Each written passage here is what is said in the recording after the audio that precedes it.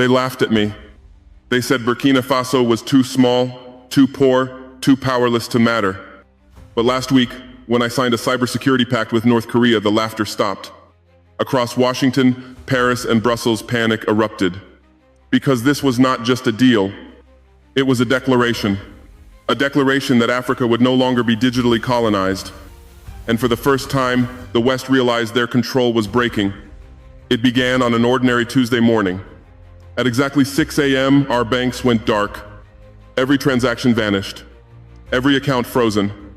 At 6:30, our military communication grid collapsed. Commanders couldn't reach their troops. Ministers couldn't reach their offices. It was as if the entire nation had been erased from the digital map. Not a glitch, not an accident. It was surgical, precise, professional, deliberate. I stood in our National Security Center, staring at screens turning black one by one.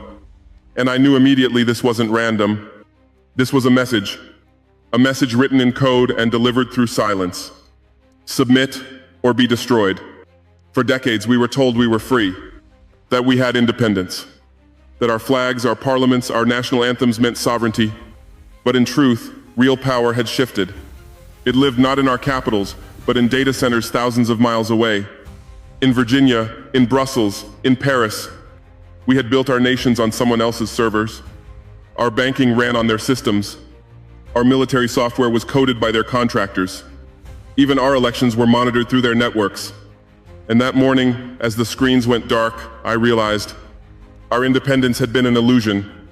They didn't need to invade us with soldiers. They invaded us with software. They sold us technology but kept the keys. They offered us security but planted surveillance. They gave us smartphones but used them to listen. And when we refused to obey, they switched us off. 2 days after the blackout, they arrived dressed as saviors. France was first as always. Their Minister of Digital Affairs came with a smile and a stack of documents. He said, "Mr. President, we're here to help. We can protect your systems." All they needed, he said, was temporary administrative access. Temporary, that word that has killed the sovereignty of so many African nations. Next came the Americans. They didn't bother with charm. Their proposal was blunt. Join our cyber defense program, integrate your networks with ours, and we'll ensure this never happens again. But the fine print was clear. It meant giving them permanent access to every system in our country. Protection, they called it. Control, I called it. Then came the European Union, polished, polite, professional. They brought PowerPoint slides and smiling experts. They spoke of capacity building and cooperation. But every system they offered was outdated technology they no longer used themselves. And hidden deep in the technical documents were the same old clauses. Data sharing, remote access, mandatory updates from Europe. Every one of them wanted to rebuild our systems, as long as they could still hold the keys. As I listened to them speak, one thought burned in my mind. Every handshake comes with handcuffs.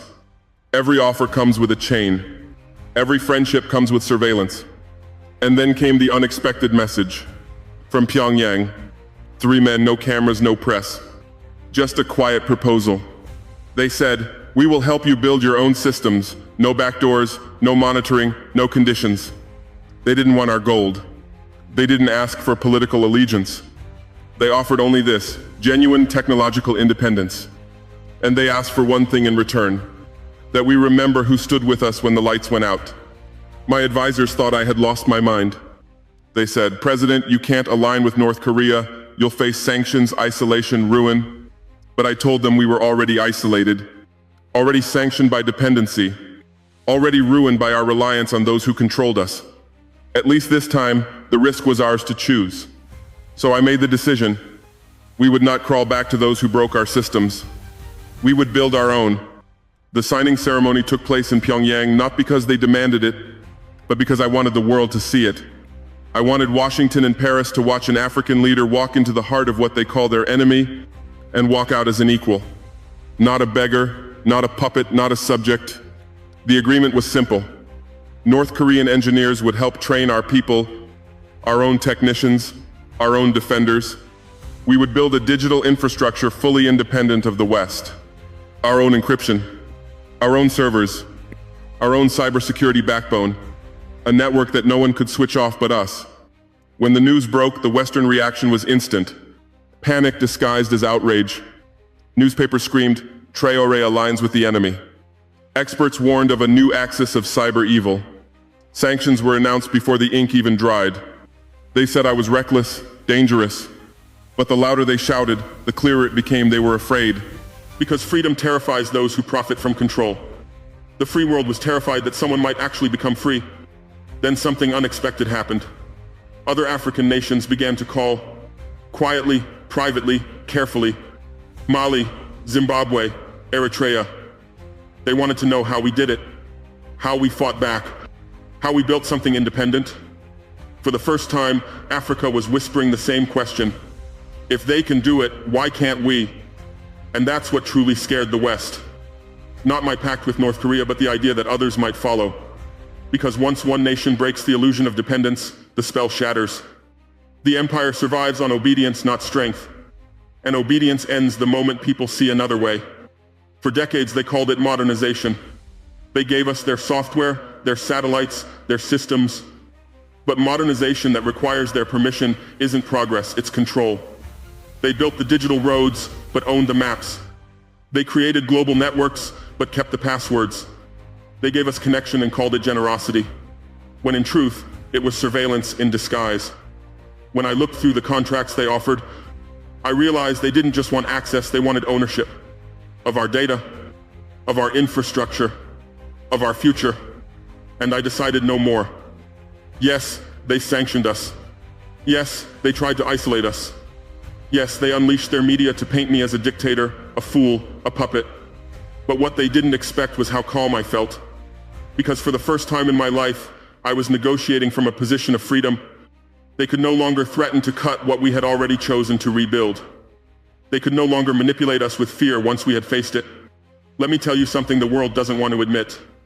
North Korea didn't survive decades of sanctions because it's lucky. It survived because it mastered self-reliance. It built its systems expecting to be attacked, and that's why they endured. Their isolation became their training ground. Their resilience became their greatest weapon. And that's what we're learning now. Resilience is the foundation of freedom. Our engineers are training daily.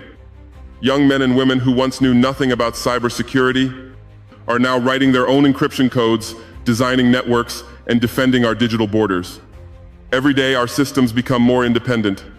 Every week, another vulnerability disappears. Every month, another dependency dies. And every step we take, the West loses a little more control. They call me reckless. They say I'm risking our future. But what future were we promised before? A future where we beg for updates from corporations that spy on us? A future where one phone call from Washington could erase our banks again? That isn't safety, that's servitude. And servitude, no matter how comfortable, is still slavery. You cannot threaten a man who has already decided that dignity is worth more than comfort. You cannot control a nation that has seen behind the curtain of your illusion. You cannot enslave a people who have learned to build their own chains and break them. This is not just about Burkina Faso. This is about every nation that has ever been told it's too small to matter, too weak to resist, too dependent to dream. Because when one nation dares to stand, others begin to rise. And that's the true revolution. I don't hate the West. I don't wish for their collapse.